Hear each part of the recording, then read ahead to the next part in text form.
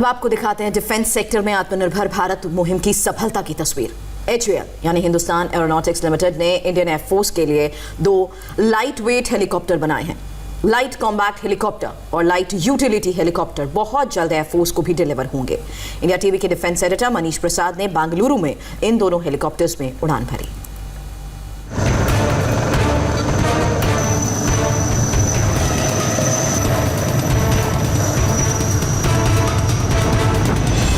पहली बार हम आपको दिखा रहे हैं अपने परवाज के साथ उड़ान भरता हुआ light combat helicopter.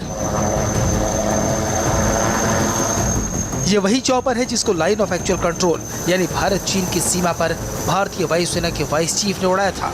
Air force chief भी इसे उड़ा चुके हैं। यह आत्मनिर्भर भारत की वो कामयाबी है जिसका इंतजार देश कई दशकों से कर रहा था। इंडिया टीवी के डिफेंस एडिटर मनीष प्रसाद ने पूरी तरह से स्वदेशी LCH में उड़ान भरी।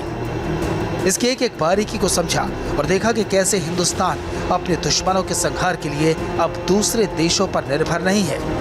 हम इस समय लाइट कॉम्बैट हेलीकॉप्टर को आपको अंदर से दिखाने जा रहे हैं। दरअसल ये बताना जरूरी है कि हाई ऑल्टीट्यूड वॉरफेयर के लिए लाइट कॉम्बैट हेलीकॉप्टर एक गेम चेंजर के तौर पर है। इस समय भारतीय सेना और वायुसेना के पास Mi-35 और अपाचे अटैक हेलीकॉप्टर्स है, लेकिन अब लाइट कॉम्बैट हेलीकॉप्टर जिसका हाल ही में लद्दाख के हाई ऑल्टीट्यूड एरियाज में फॉरवर्ड लोकेशन तक ट्रायल किया गया है, इसके वेपन सिस्टम को मॉनिटर किया गया है और उसके बाद अब ये पूरी तरीके से तैयार है भारतीय सेना और वायुसेना के बेड़े में शामिल होने के लिए। 5.8 टन का अटैक हेलीकॉप्टर आधुनिक हथियारों से लैस है। ये दुश्मन के रेडार को धोखा दे सकता है। 20 किलोमीटर की दूरी से ही दुश्मन पर वार कर सकता है।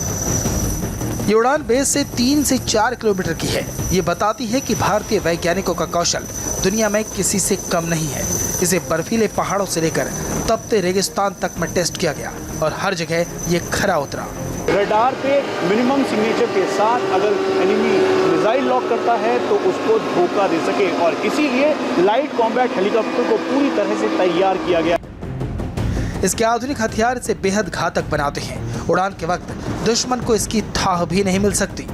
इक्विपमेंट के तौर पर इसमें air to air missile, air to ground missile 70 mm, rockets, उसके अलावा EO सेंसर जिसकी रेंज करीबन 20 किलोमीटर तक इफेक्टिव है, 20 mm का वेपन सिस्टम, यानी बिल्कुल साफ है कि अगर कहीं से भी इन सेंसर्स के जरिए एनिमी को पिन पॉइंट किया जाता है तो उसको लॉक करके पूरी तरीके से ध्वस्त करने की काबिलियत इसमें है।